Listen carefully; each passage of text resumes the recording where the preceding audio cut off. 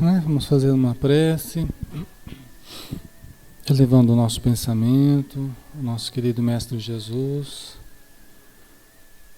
unindo o nosso pensamento e o nosso sentimento na frequência dos amigos espirituais que aqui estão, os parentes queridos que já se foram, mas que continuam vivendo e se sentem felizes por serem lembrados, principalmente os pais nesta data de hoje, que recebam o nosso carinho, que receba o nosso afeto, todos aqueles pais que deixaram suas famílias aqui na Terra, mas continuam amando os seus familiares, os seus filhos, esposa, todos os seus parentes, e também os filhos que observam seus pais ainda na Terra, com o mesmo sentimento de amor, de carinho, de respeito, e ainda cuidam de seus pais, que todos esses, que somos nós também, possamos nos sentir envoltos nessa vibração de afeto, de amor, de paz. Lembrando Deus, nosso Pai maior, nosso Criador, que receba também a nossa gratidão por todas as bênçãos infinitas que nos concede, a cada dia, a cada minuto, a cada segundo de existência que nós temos. Obrigado, Senhor Jesus, nosso Mestre, querido, nosso professor, nosso irmão maior, o modelo e guia da humanidade. Muito obrigado, Senhor, por nos ensinar a amar a Deus, lembrando que Deus é um Pai querido e não precisamos mais temer a Deus, mas sim amá-lo. Que a Tua paz, Senhor Jesus, permeie este momento, envolvendo os nossos corações e abrindo-nos para nos tornarmos receptivos à Tua mensagem, expressa através dos conhecimentos superiores que os Espíritos amigos nos trazem. Muito obrigado por tudo, Senhor. Abençoa todos nós que aqui estamos, abençoa os nossos irmãos na internet, abençoa toda a espiritualidade em torno de nós e que a Tua luz brilhe a cada dia mais e mais em nosso coração. Que assim seja.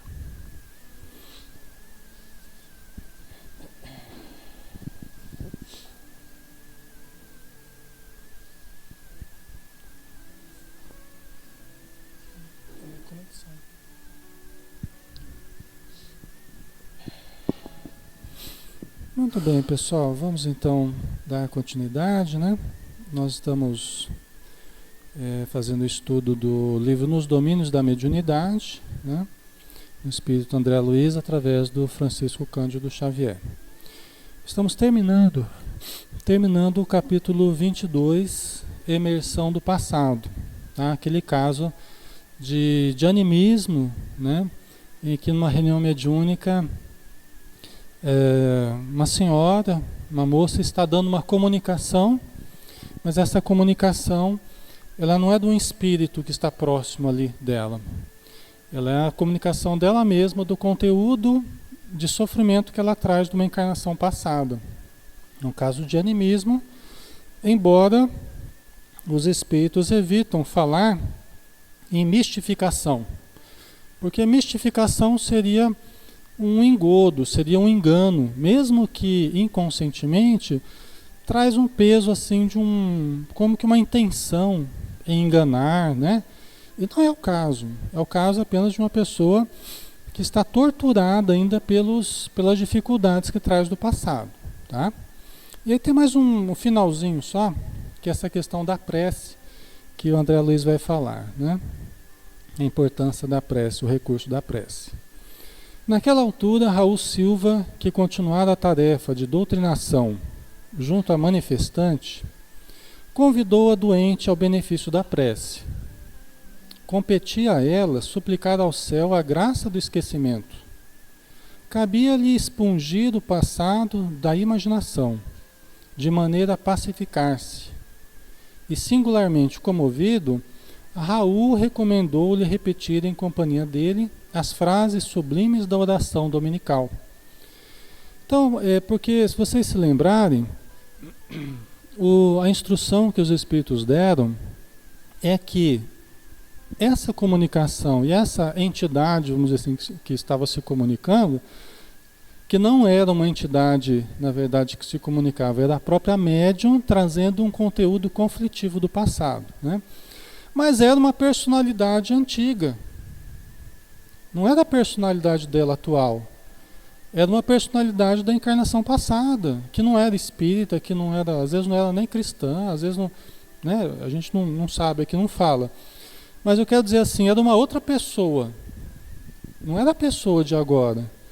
E é uma pessoa que sofreu no passado, que se cristalizou num momento de dor, né, de emoções, sentimentos negativos, porque foi um momento traumático para ela, pelos erros cometidos e tal. E ela ficou fixada no passado. Então essa personalidade, ela está ainda em sofrimento, requisitando de doutrinação, requisitando de carinho do doutrinador, de ajuda, né? Como se fosse um espírito que estivesse realmente se comunicando, né? Pessoal, quem quiser participar, perguntar ou acrescentar alguma coisa, o Rafael está com o microfone ali, tá? Aí você só levanta a mãozinha para o Rafael trazer o microfone para vocês. A gente está fazendo isso porque a gente está transmitindo pela internet, né? Então, gravando material também, vídeo, áudio, porque muita gente depois acaba ouvindo e vendo, tá? Só que quando vocês falam sem microfone, aí não grava aqui e ficam certos hiatos aí que as pessoas não entendem, né, as perguntas. Então, por isso que a gente usa esse recurso, tá? E aí a prece é muito importante, né? Convidou aquele espírito, que é a própria médium, a orar, né? Por quê? Porque jogando a luz da oração, trazendo a luz da oração, a luz do evangelho, sobre os conteúdos conflitivos, é como que uma medicação sobre a ferida, né? Porque essa energia transcendente, essa energia divina da oração, ela vai dissolvendo as emoções negativas, ela vai pacificando, né? Aí vocês perguntariam, mas essa personalidade do passado, ela interfere no presente? Interfere bastante, né? Tanto que ela está procurando ajuda na casa espírita, numa reunião mediúnica, porque está justamente interferindo. Ela está em desequilíbrio mental e emocional pela interferência dessa personalidade passada, tá? Por isso que todo esse recurso de ajuda aqui é muito importante, tá?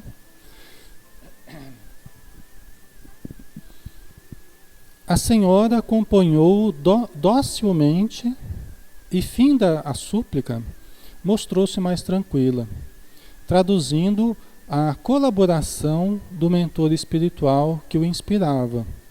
Raul rogou-lhe, por fim, considerar, acima de tudo, o impositivo do perdão aos inimigos, para a reconquista da paz, após o que, em lágrimas, a enferma desligou-se das impressões que a retinham no pretérito, tornando a posição normal. Quer dizer, é um estado alterado de consciência também. Como se fosse um transe mediúnico, ela está num transe, num estado alterado de consciência, só que não está dando passividade para um espírito sofredor.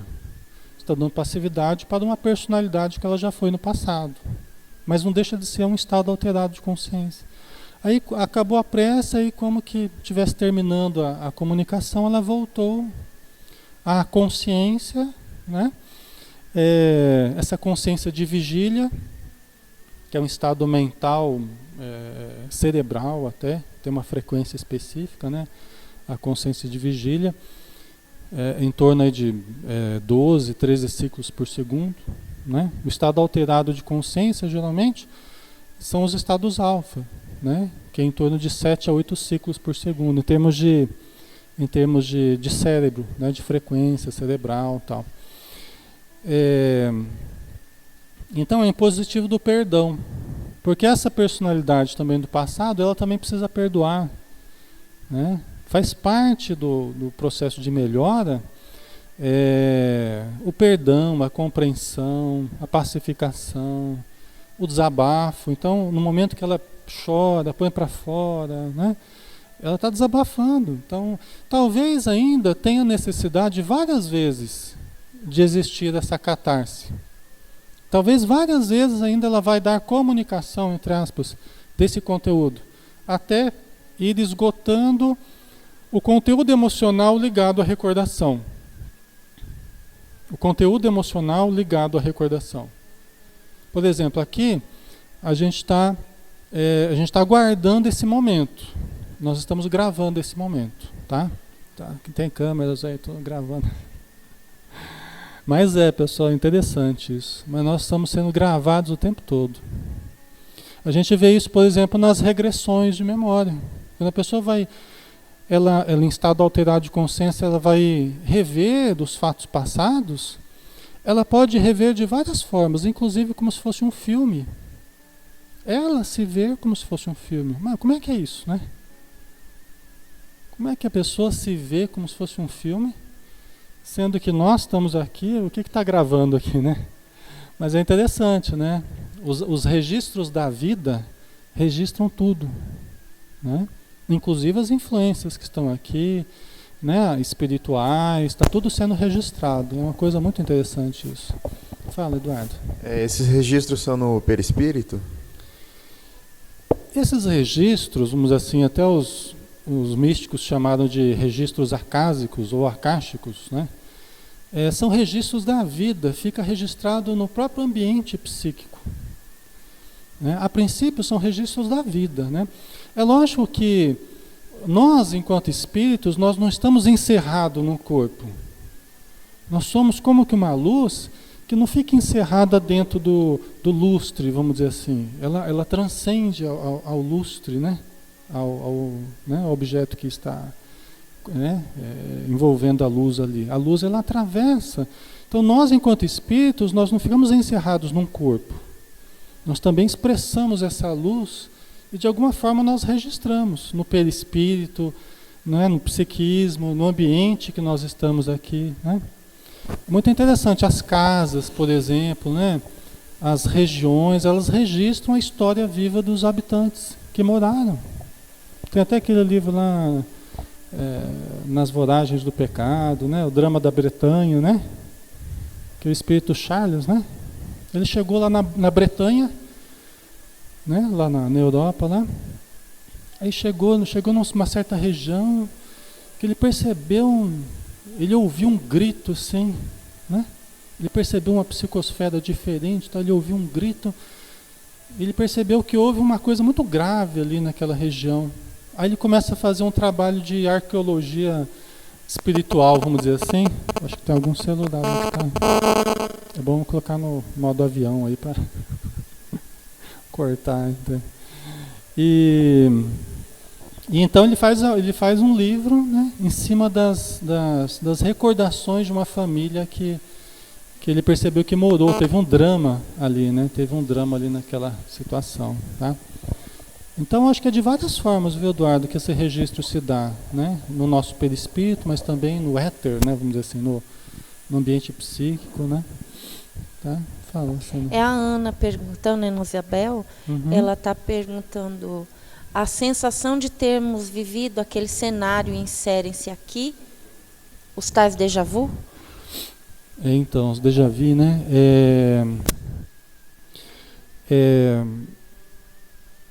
Eu acho que sim, né? De certo modo, sim, né?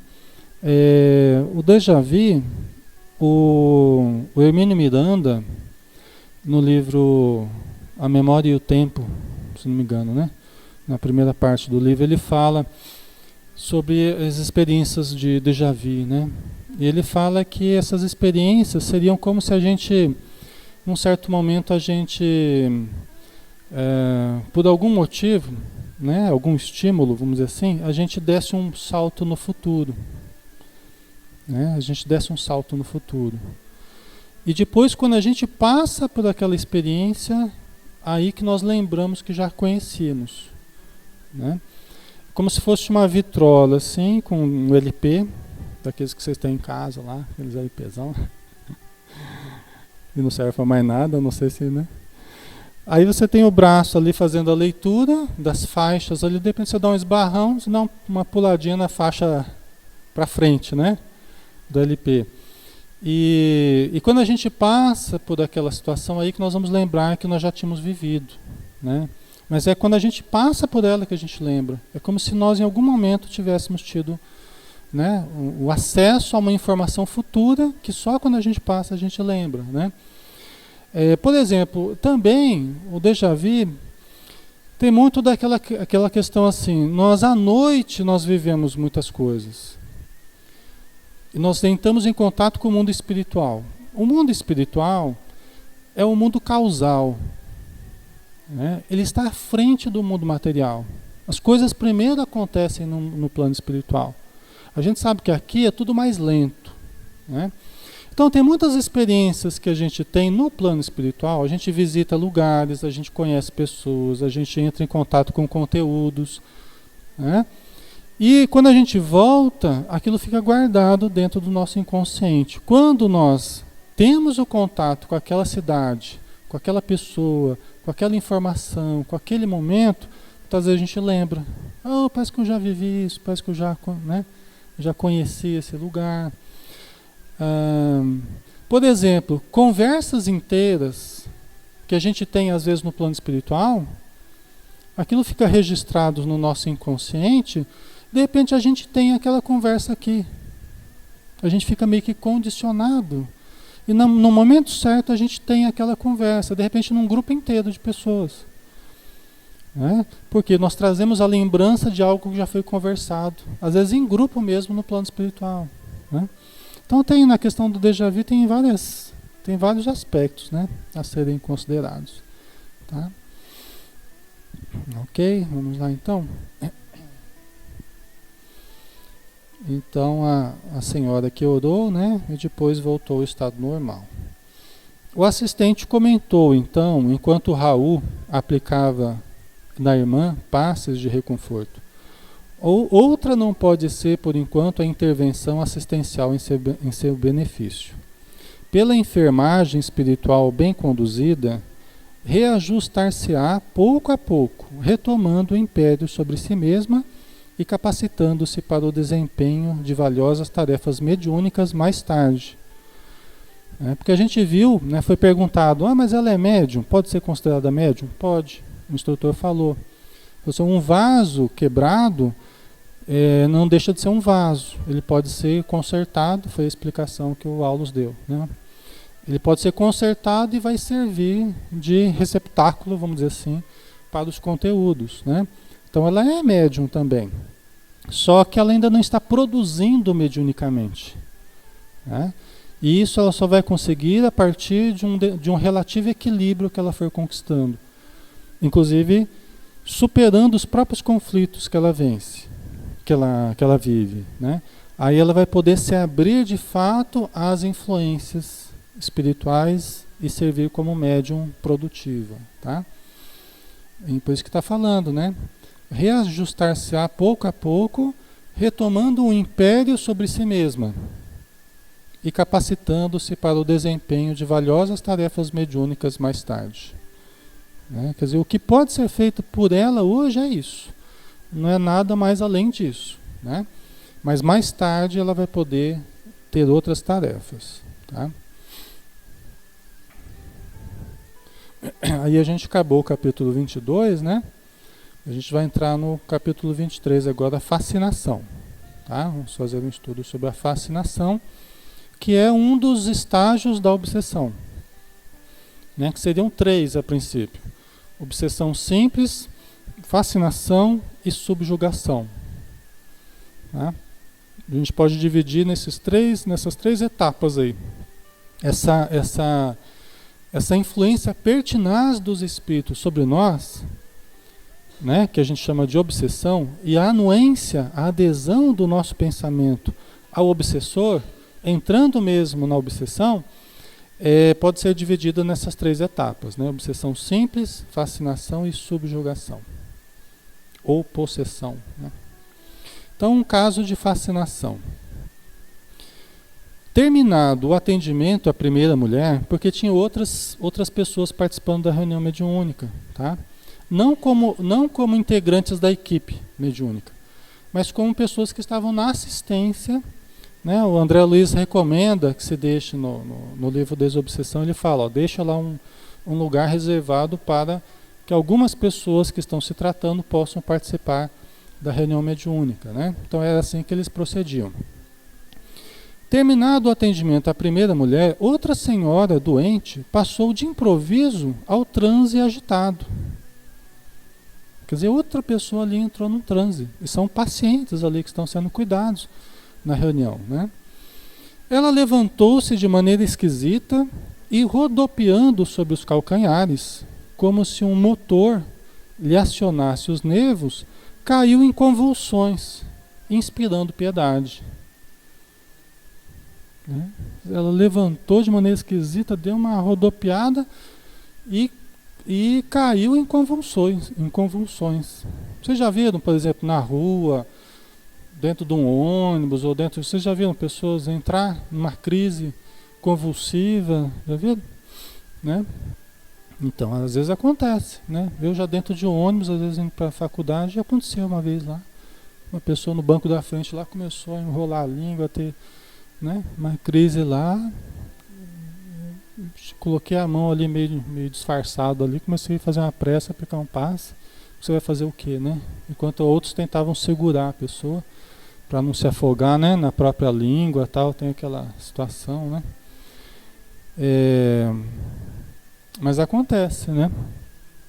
A ciência, ela detecta apenas o fenômeno neurológico, né? Os neurologistas, psiquiatras, eles vão detectar apenas os circuitos lá em alta voltagem lá dentro do cérebro, né? Porque é isso que acontece, na verdade. Fica lá uma determinada região lá girando, né, em alta voltagem, e a ciência vai detectar isso. Mas o que desencadeou esse fenômeno? Né? Aí que o Espiritismo entra com o conhecimento das causas, né, que são os estímulos espirituais. Às vezes uma presença que surgiu, que causa medo na pessoa, sem que ela veja o espírito, ela sente a presença, ela foge, ela entra numa crise. Tá? Oi, mãe, fala. Alexandre, há muitos anos atrás, eu lembro que tinha um rapaz que frequentava aqui a nossa casa, até não me lembro se já comentamos sobre isso, né? Uhum. Ele, de vez em quando, ele tinha uma convulsão aqui, né? Uhum. Mas teve um dia que aconteceu uma coisa muito estranha. Certo. Ele sentado assim, no canto tinha umas cadeiras assim do lado, né? Ele foi se enrolando, as pernas foram para cima. Uhum. Quando vimos, ele estava de ponta cabeça, assim. Né? Nossa. É umas coisas que a gente não consegue fazer. Em estado normal, a gente nem consegue fazer. E as pernas foram lá para a parede. É?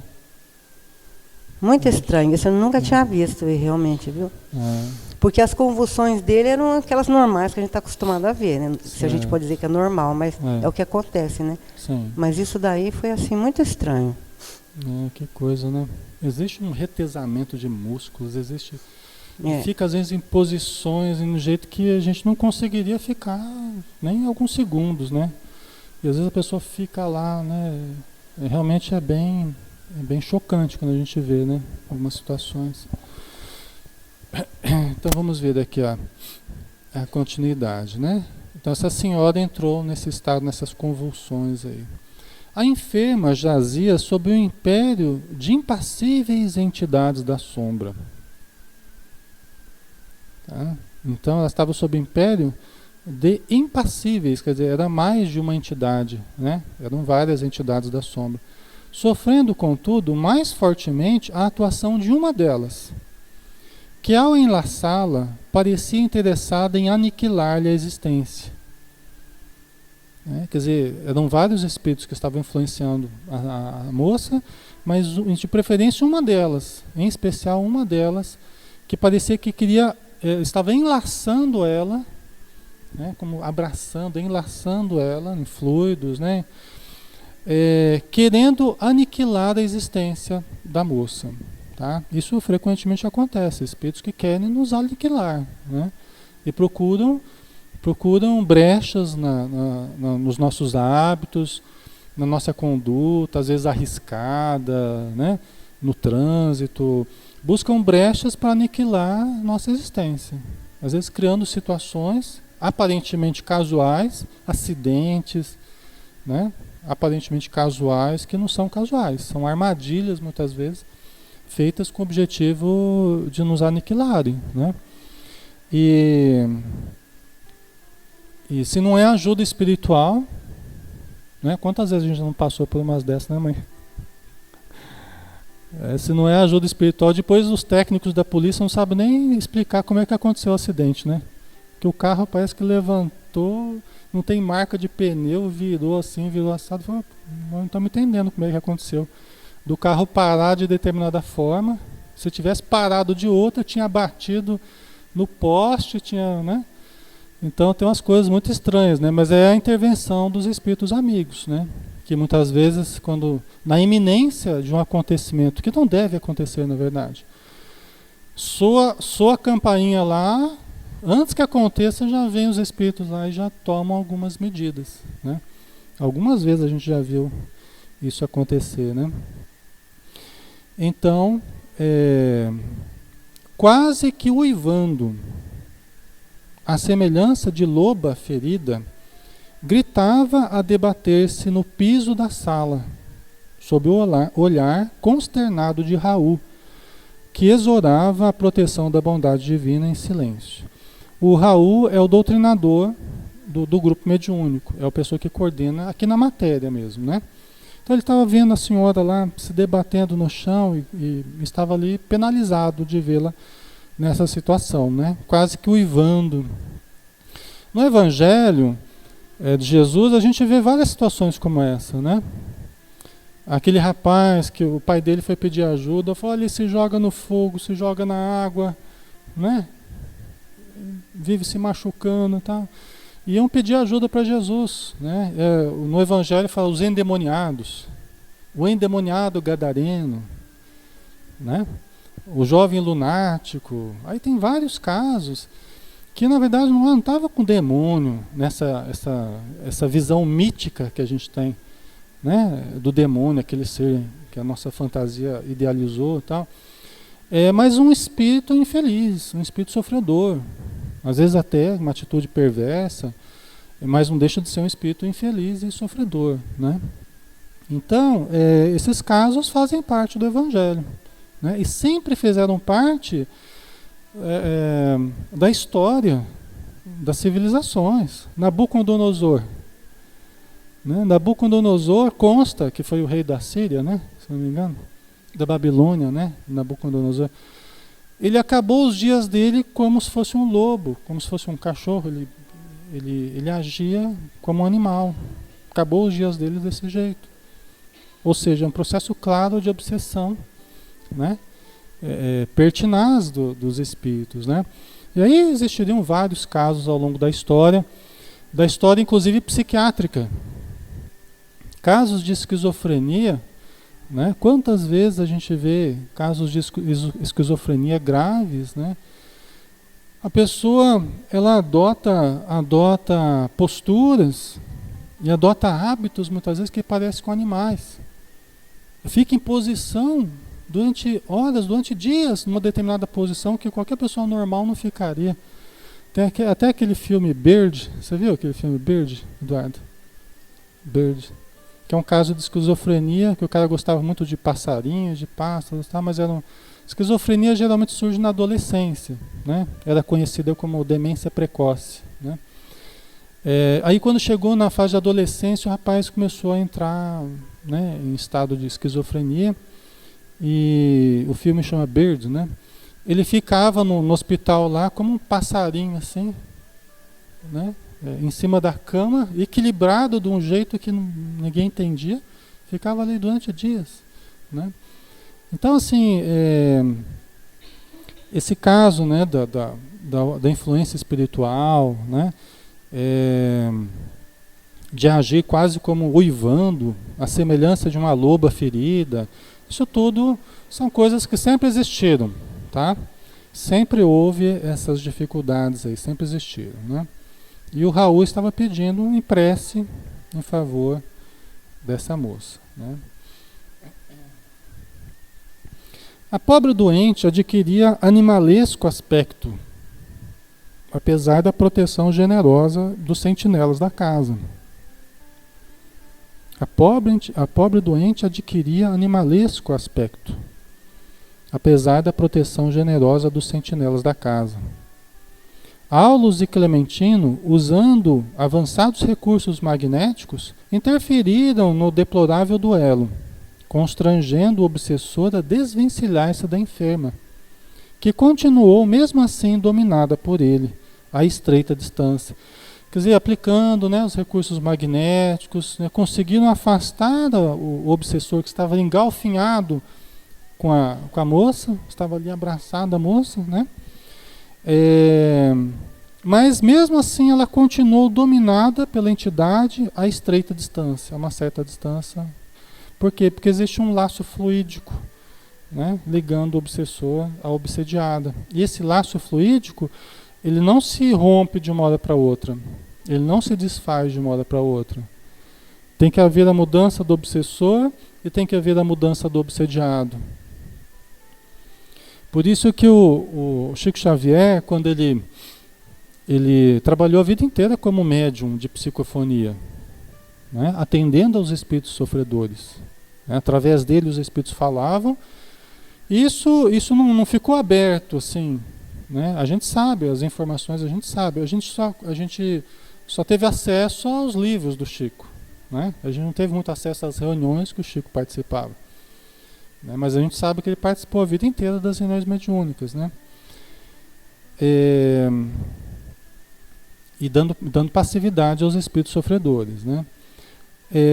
Imagina a necessidade que a gente tem de trabalhar, né? Se o Chico tinha que trabalhar, né? O Divaldo até hoje participa das reuniões, dá passividade, né, aos sofredores, e depois vai fazer palestra, vai ensinar também, né? Mas tem aquele todo trabalho de médium, onde ele se equilibra, né? Onde provavelmente o Chico conseguia se equilibrar, onde o Divaldo consegue se equilibrar no trabalho, né? E eu até esqueci o que eu ia falar. Traz o microfone aí enquanto eu lembro. Eu vou ver se a gente pega às vezes uns caminhos que a gente esquece. Mas depois eu lembro aqui. Fala, pai. Então, ilustrando o que você estava falando, tem 2 livros do Chico que são de trabalho de psicofonia, né? Que é o Vozes do Grande Além e Instruções Psicofônicas. É verdade. Pô, foi muito rápido, pai. Assim, não deu tempo. Fala mais um pouquinho, tentar lembrar aqui. Peraí que eu já lembro, né? Aulos e Clementino, usando recursos magnéticos, interferiram no deplorável duelo, constrangendo o obsessor a desvencilhar-se da enferma, que continuou mesmo assim dominada por ele a estreita distância. Não consegui lembrar ainda não, mas daqui a pouco eu lembro. Né? Que a energia não se rompe, né? O laço fluídico não se rompe de uma hora para outra. O que mais? Não lembro agora, depois eu vou lembrar.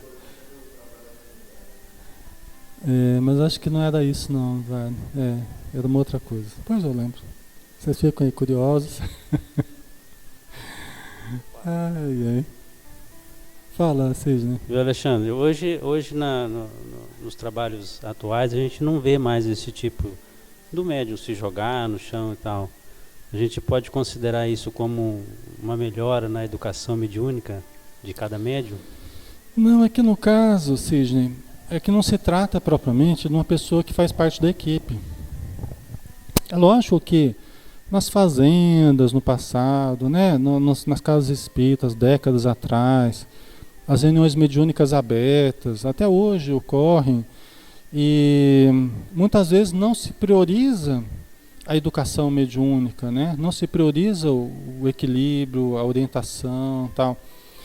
E aí a gente acaba vendo, a gente pode ver fenômenos como esse, né? Aqui no caso, especificamente, se tratam de doentes que estão sendo auxiliados na reunião mediúnica, né? Então, você não pode esperar uma atitude toda disciplinada, toda equilibrada de uma pessoa que está obsediada, né? Está buscando ajuda justamente para se tratar, né? Não são os sãos que precisam de médico, são os doentes, né? Às vezes as pessoas ficam incomodadas de alguém no meio da palestra ou no meio do passe incorporar. Uma pessoa que está vindo a primeira vez ou está vindo... Às vezes acontece. Eles falam, não, você não pode incorporar, você tem que se equilibrar. Estou tentando. Mas como? Né? Como a gente exigir a perfeição ou o equilíbrio em termos... Como improvisar o equilíbrio com pessoas que estão justamente em busca de equilíbrio? Né? Então, quer um lugar melhor para incorporar do que a casa espírita, né? Né? Tem um lugar melhor para incorporar do que na casa espírita, né? Não importa que trabalho for. E aqui não é um estímulo, nem uma apologia a que os médiuns não sejam educados ou equilibrados, mas é que a gente tem que entender o fenômeno com naturalidade, né? E com o tempo, a pessoa vai aprendendo a se controlar, ela vai aprendendo a lidar com a força mediúnica, ela vai aprendendo a lidar com os espíritos de uma outra forma. Mas a princípio é complicado isso, né? A Maria fez um comentário aqui. Olhando por alto, a gente já sabe que estamos interligados a todos. Imagina no processo de obsessão. Então é difícil mesmo de romper essa sintonia, né? Ah, tá, eu lembrei aqui com o Chico. Obrigado, Maria. Obrigado, valeu, Maria. Então, o que eu ia falar assim, que o Chico Xavier, né, ele tinha participava das reuniões mediúnicas e dava passividade e tal. E aí eles estavam tratando de, acho que 3 irmãs, se eu não me engano, que estavam muito obsediadas, né? E aí entrava a semana, saía a semana e estavam lá atendendo a espíritos ligados às moças, né? E o José Xavier, que era irmão do Chico Xavier, fazia a doutrinação e o Chico dava comunicação e ele doutrinava e tal.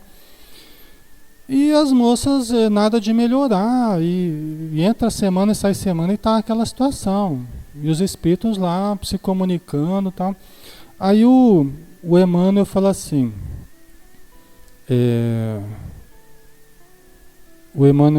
olha, o que vocês acham mais importante?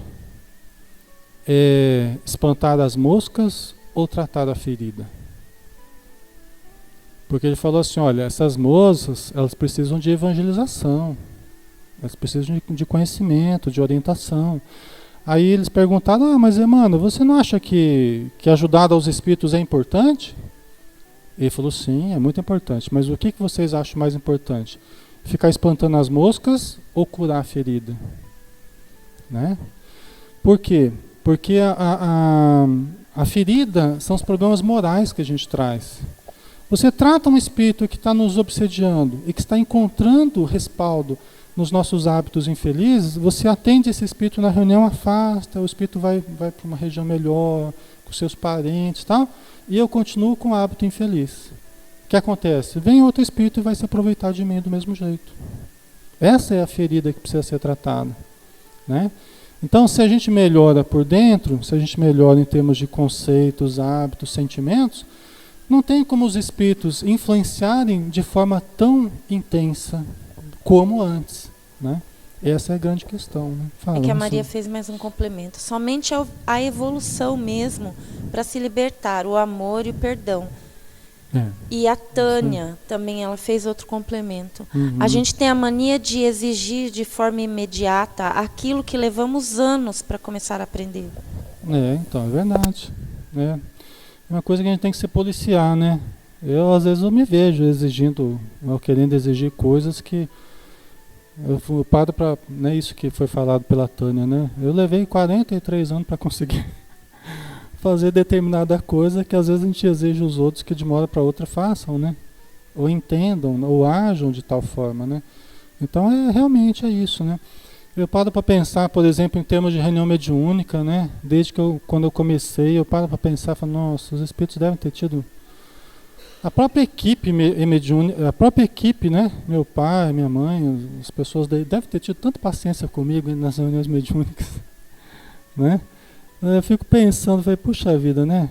Quantas vezes, né? A gente ainda que não lidava com muita responsabilidade, eu não lidava com... Então, a gente para pensar nisso tudo, sempre há espaço para compaixão, né? Né? Mas são coisas que a gente vai aprendendo também, né? Mas aí vamos continuar aqui. Mais alguma coisa? Não? Vamos lá então. Após reerguer a doente, auxiliando-a a sentar-se rente ao marido, porque o marido dela estava lá participando da reunião também, né? O assistente explicou: é um problema complexo de fascinação. Nossa irmã permanece controlada por terrível hipnotizador desencarnado, assistido por vários companheiros que se deixaram vencer pelas teias da vingança. Né? Então, olha só, um problema complexo de fascinação. Ainda não chegou a ser, né, eles não estão nem caracterizando ainda como subjugação ou como possessão. Por quê? Porque ela ainda está com relativo equilíbrio. Ela ainda tem relativa lucidez. Né? Nos casos de possessão, você vê o problema da alienação muitas vezes caracterizado. Né? Você vê o problema da alienação plenamente caracterizado. Muitas vezes só internando, só porque a pessoa coloca em risco a vida dela, a vida dos outros. Né? Aqui no caso não chega a esse ponto. É um caso grave de obsessão, já está em fascinação, mas não chegou ainda na subjugação. Tá? Nossa irmã permanece controlada por terrível hipnotizador desencarnado. Né? Terrível hipnotizador. Né? Então você tem espíritos, às vezes, de uma condição intelectual, um poder mental muito grande. Às vezes na Terra já era assim. Tem um livro que chama... como é que é agora? Não lembro. É um dos últimos do Divaldo, dessa lavra mais próxima aí, né? Do Divaldo, em que eles vão para uma cidade, dá a entender assim que seria em Natal, sabe? E eles vêm ajudar num certo grupo de espíritas que estão precisando, tá? Uma casa espírita, várias casas espíritas que estão precisando, estão lá meio desajustadas, tal. E vem o Manuel Filomeno de Miranda, com Bezerra de Menezes e outros espíritos vêm ajudar. E eles têm como ponto de partida essa região lá do Nordeste, que me parece que é Natal. Aí ele chega na época do Carnaval, né? Chega na época do Carnaval. Aí eles começam a ver lá aquela bagunceira toda do Carnaval, os trios elétricos, aquela coisa toda, né? Aí o mentor fala assim para o Manuel Filomeno de Miranda, fala assim: olha, ali estão os especialistas em hipnose coletiva. Os especialistas em hipnose coletiva. Né? Você começa a ver, é verdade, né? Levanta a mão e todo mundo. Agora dá uma voltinha, pessoal. Né? Na visão dos espíritos, os especialistas em hipnose coletiva. É verdade. Você vê o poder que tem? Né? O poder que tem de controlar as massas, de arrastar as massas, através da música, através da letra, através do carisma, do que for, mas é um poder que tem, né? Então, assim, só para ilustrar que tem muitas pessoas na Terra que já exercem um poder gigantesco de arrastar multidões, né? Por conceitos, por atitudes, né? Pelas músicas, né? Então, esses espíritos continuam no plano espiritual exercendo determinado poder. Se não são pessoas moralizadas, elas vão continuar exercendo um poder para o mal. Se são pessoas moralizadas, elas vão exercer o carisma que elas têm, o conhecimento, o poder mental que elas têm para o bem. Por exemplo, Jesus tinha um carisma, Jesus tinha um magnetismo maravilhoso, né? Pelo que a gente entende do Evangelho, né? No olhar, né? Jesus curava pelo olhar, olha o magnetismo dele. Ele atraía as multidões. Dizem até que a postura dele, o modo dele andar era diferente, né? Quer dizer que todo o ser dele era diferente, era magnético, era um ser profundamente magnético. E por isso que nós também vamos entrando nessa frequência de Jesus, nos deixando também levar. Você vê as parábolas. As parábolas, as historinhas que Jesus contava, elas eram hipnóticas. Hoje a gente usa na psicologia, a gente usa as histórias como mecanismos hipnóticos para curar. Tem até um livro, não lembro se é do Alírio, né? É o Poder Curativo das Parábolas. Né? Tem um livro aí que lançaram. Exatamente, as parábolas curam. Elas exercem um poder no inconsciente das pessoas. Jesus sabia de tudo isso, né? Só que aqui no caso, a gente vê a influência de entidades muito necessitadas, mas de grande poder hipnótico, sobre essa moça. Né? Olha lá, controlada por terrível hipnotizador desencarnado. Assistido por vários, quer dizer, ele acompanhado por vários companheiros que se deixaram vencer pelas teias da vingança. Né? Quer dizer, vários companheiros que se deixaram envolver pelo sentimento de vingança. Poderiam não ter deixado? Poderiam. É a mesma coisa, a gente tem que se perguntar. Nós poderíamos também não ter, né, reagido dessa ou daquela forma, feito essa ou aquela opção? Sim, nós sempre podemos escolher, né, as nossas atitudes. E eles também se deixaram vencer pelo sentimento de vingança. Né? Estão ali envolvidos nesse propósito.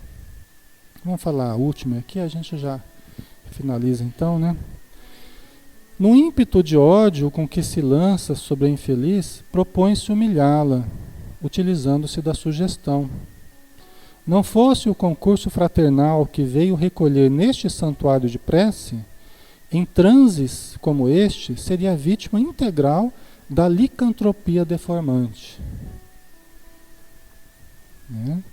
Então, assim, no ímpeto de ódio com que se lança sobre a infeliz, a entidade hipnotizadora, né? Tem o propósito de humilhá-la, né? Tem o propósito de depreciá-la, humilhá-la, rebaixá-la, né? Provavelmente como ela deve ter feito no passado para essa entidade. Geralmente é assim, o que ela fez para ele quer fazer para ela. Né? Utilizando-se da sugestão. Então o processo hipnótico, ele é acompanhado da sugestão hipnótica. Você tem um estado diferente de consciência aí, né? E você tem a sugestão hipnótica. Né? Que você sugere que a pessoa está sentindo tal coisa, ou que a pessoa vai fazer tal coisa, ou que a pessoa... Não, você sugere e a pessoa ela recebe, ela acata aquela ordem, aquela sugestão como uma ordem. Tá? Então é a ascendência de uma mente sobre uma outra mente. Uma mente mais forte sobre uma outra que está momentaneamente mais fraca. Ela recebe aquela sugestão como uma ordem. Né?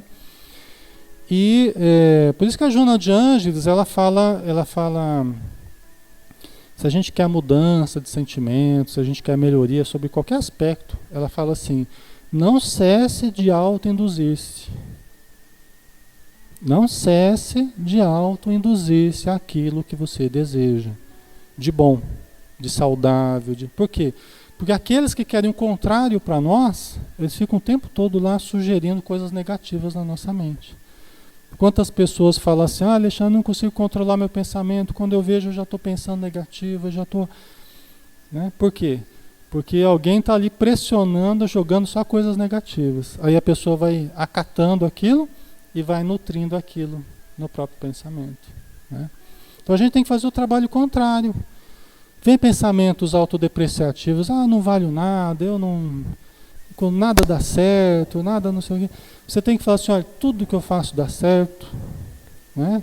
Eu me sinto realizado, eu consigo produzir, né? Eu tenho facilidade em aprender, eu tenho facilidade em trabalhar, em achar soluções. A gente tem que sempre mudar para a forma positiva do pensamento, que é o que faz a gente sair da frequência do mal. Né? A gente dá sequência no no nosso estudo aí. Nós vamos convidar a todos para voltarmos para dentro de nós mesmos, fecharmos os nossos olhos, nos acomodarmos na nossa cadeira, respirarmos, tão importante a respiração. Tão importante a respiração. Nós nos acalmarmos as emoções, para que nós possuamos as emoções e não sejamos possuídos por elas, para que nós experimentemos as emoções sublimes e possamos sair das expressões de inquietude, de aflição, de desespero, lembrando que a vida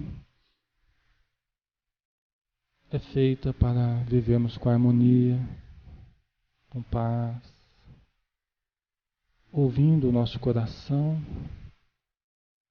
no que ele tem de melhor para nos oferecer, que são as propostas amorosas, as soluções amorosas que o nosso coração nos diz.